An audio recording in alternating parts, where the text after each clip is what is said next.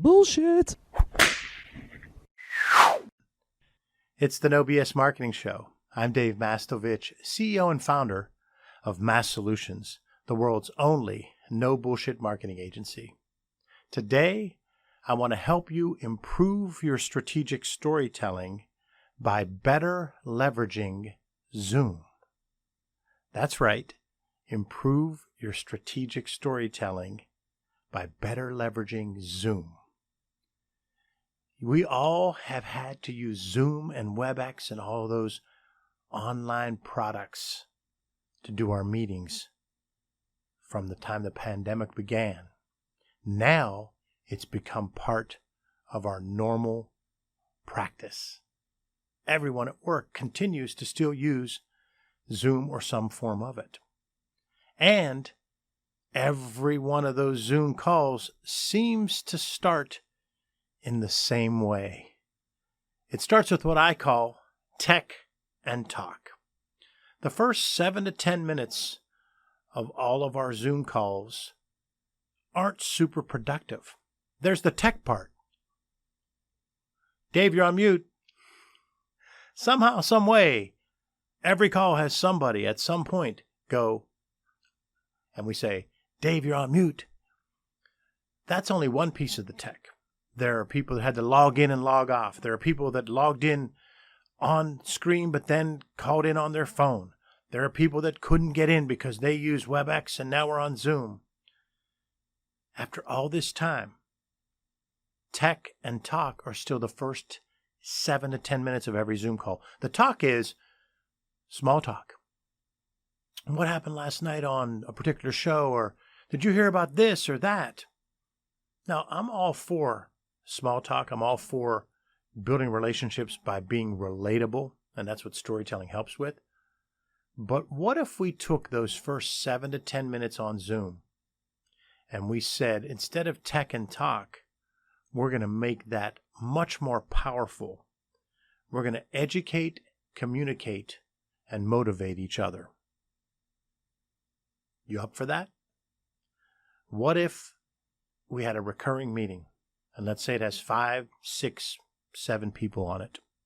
This works at that size. If there's 20 people, it doesn't work. I have other ideas for that. But let's say you have a recurring meeting of a leadership team of middle managers or of staff, and you have 7 or less people.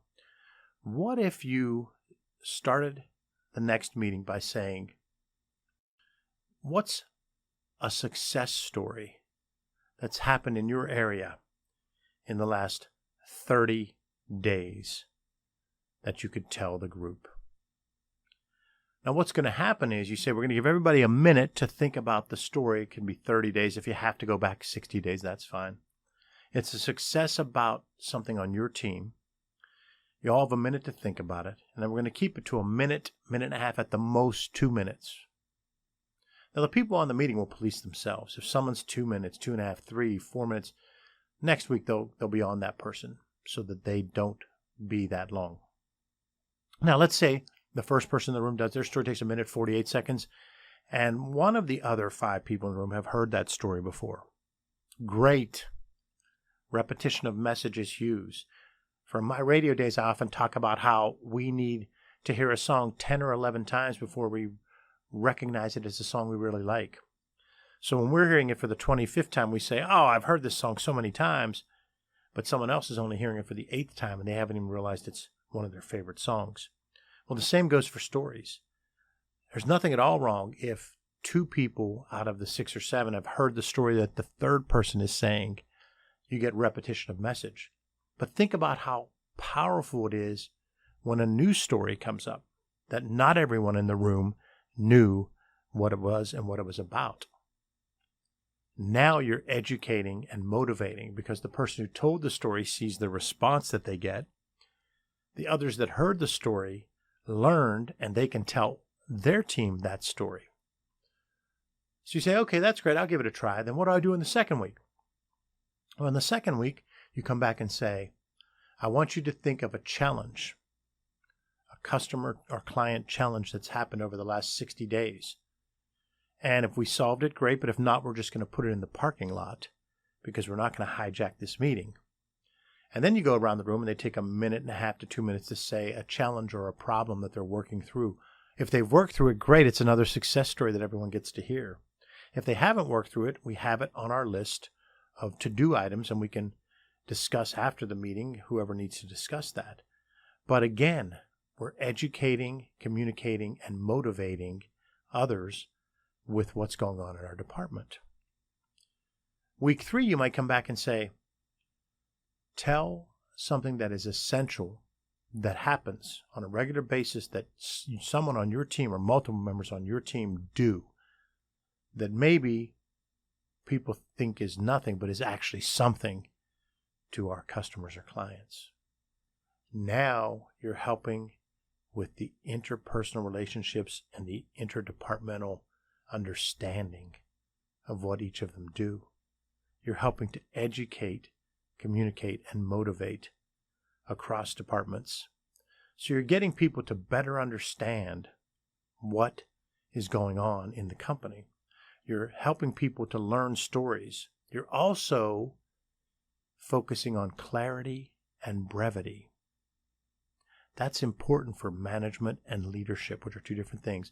Both management and leadership need clarity and brevity. By challenging the people in this meeting to make a concise story that makes a memorable impact each week, is achieving 2 goals. They're getting better at telling short stories. So they're getting better at being storytellers, and they're getting better at clarity and brevity.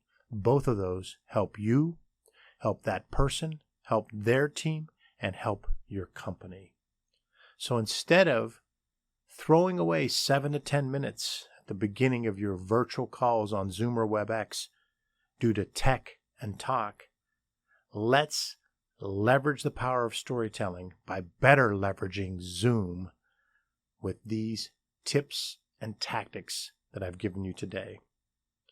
Thanks for listening to another episode of the No BS Marketing Show, recorded here in our studio in bold, beautiful downtown Pittsburgh, Pennsylvania. Remember, ask yourself, what's the big idea? And build your story around the answer. It's all about bold solutions, no BS.